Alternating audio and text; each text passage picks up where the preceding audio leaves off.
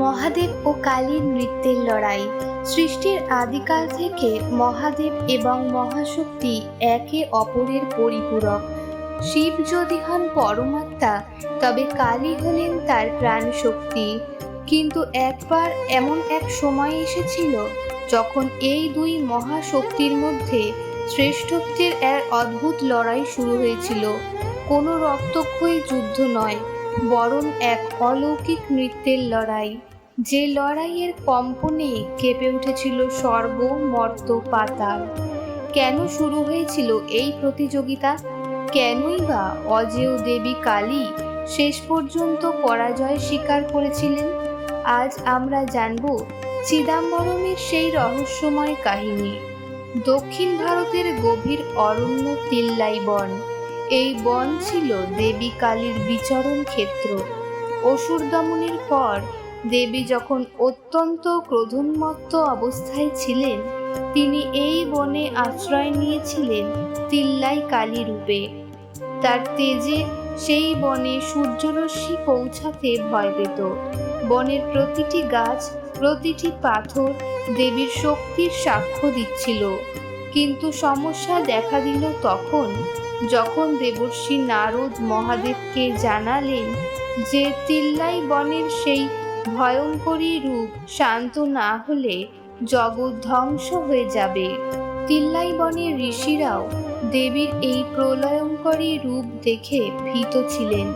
তারা মহাদেবের কাছে প্রার্থনা করলেন যাতে তিনি দেবীকে শান্ত করেন। মহাদেব জানতেন কালীকে শক্তি দিয়ে নয়, বরং কৌশলে এবং প্রেমের মাধ্যমে শান্ত করতে হবে। তিনি স্থির করলেন তিল্লাই বনে গিয়ে আনন্দ তাণ্ডব পরিবেশন করবেন। মহাদেব যখন তিল্লাই বনে পদার্পণ করলেন, দেবী কালী ক্ষুব্ধ হলেন। তিনি মনে করলেন এটি তার অধিকারে হস্তক্ষেপ। দেবী মহাদেবকে বাধা দিয়ে বললেন, হে মহাদেব, এই বন আমার। এখানে আমার অনুমতি ছাড়া কোনো দেবতার প্রবেশ নিষিদ্ধ। মহাদেব মৃদু হেসে উত্তর দিলেন, দেবী, নৃত্য ও সঙ্গীত কোনো সীমানা মানে না।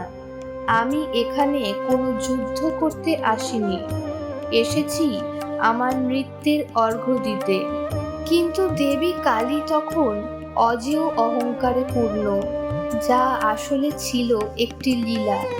তিনি মহাদেবকে জানালেন, যদি আপনি এই বনের অধিকার চান, তবে আমার সাথে নৃত্যের প্রতিযোগিতায় নামতে হবে। যদি আপনি আমাকে পরাজিত করতে পারেন, তবেই এই স্থান আপনার।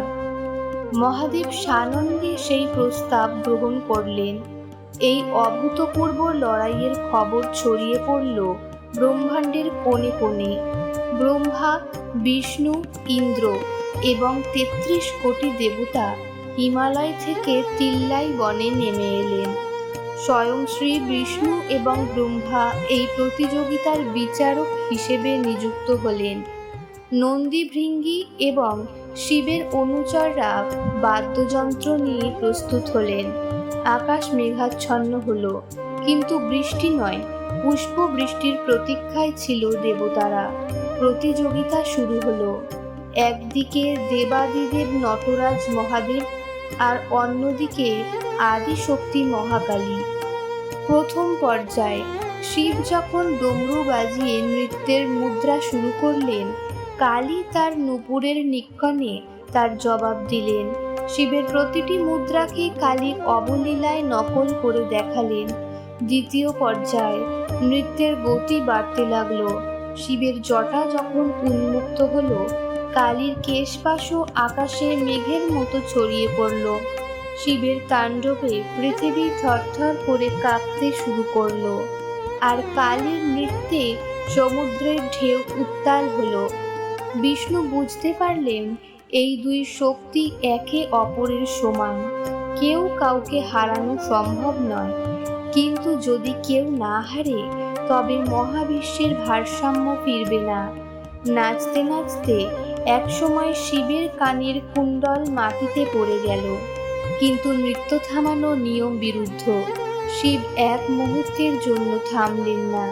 তিনি তার ডান পা ওপরে তুলে সেই কুণ্ডলটি কানের কাছে নিয়ে গিয়ে আবার পরে নিলেন। এই মুদ্রাকে বলা হয় ঊর্ধ্বতাণ্ডব। পাটি সোজা ওপরে কানের পাশ দিয়ে তুলে রাখা ছিল একটি অত্যন্ত কঠিন মুদ্রা। এবার কালীর পালা। কালীর পক্ষে এই মুদ্রা করা অসম্ভব ছিল না। তিনি শক্তির আধার, কিন্তু সেই সময়কার সামাজিক রীতি এবং নারী সুলভ লজ্জার কারণে তিনি সবার সামনে পা অতটা ওপরে তুলতে চাইলেন না। তিনি বুঝতে পারলেন মহাদেব এখানে কেবল নৃত্য করছেন না, তিনি একটি বার্তা দিচ্ছেন। দেবী কালী থমকে দাঁড়ালেন, তার নূপুর স্তব্ধ হলো। দেবী কালী মাথা নত করলেন। তিনি বললেন, হে নটরাজ, আমি পরাজিত। আপনি আপনার ঊর্ধ্ব তাণ্ডবের মাধ্যমে প্রমাণ করেছেন যে আপনি নৃত্যের ঈশ্বর। বিষ্ণু এবং ব্রহ্মা মহাদেবকে বিজয়ী ঘোষণা করলেন, কিন্তু ভগবান শিব জানতেন কালী হারেননি। তিনি স্বেচ্ছায় হার মেনে নিয়েছেন, যাতে মহাবিশ্বের শৃঙ্খলা ফিরে আসে এবং শিবের মর্যাদা রক্ষা পায়। মহাদেব দেবীকে শান্ত করে বললেন, দেবী, আপনার এই ত্যাগই আপনাকে আরও মহান করে তুলেছে। আপনি শক্তির আধার, আর আমি সেই শক্তির আধারকে ধারণ করি মাত্র। হার মেনে নিলেও দেবী কালীর মনে এক গভীর অভিমান হলো। তিনি মূল মন্দির প্রাঙ্গণ ছেড়ে তিল্লাই বনের সীমানার বাইরে চলে গেলেন।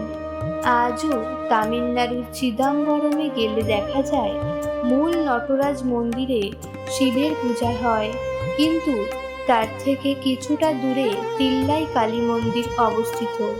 ভক্তরা বিশ্বাস করেন আগে তিল্লাই কালীর দর্শন করতে হয়, তবেই নটরাজের দর্শন পূর্ণ হয়।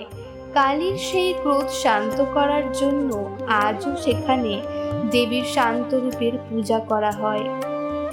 এমন আরও পৌরাণিক কাহিনী জানতে চ্যানেলটি সাবস্ক্রাইব করে সঙ্গে থাকুন।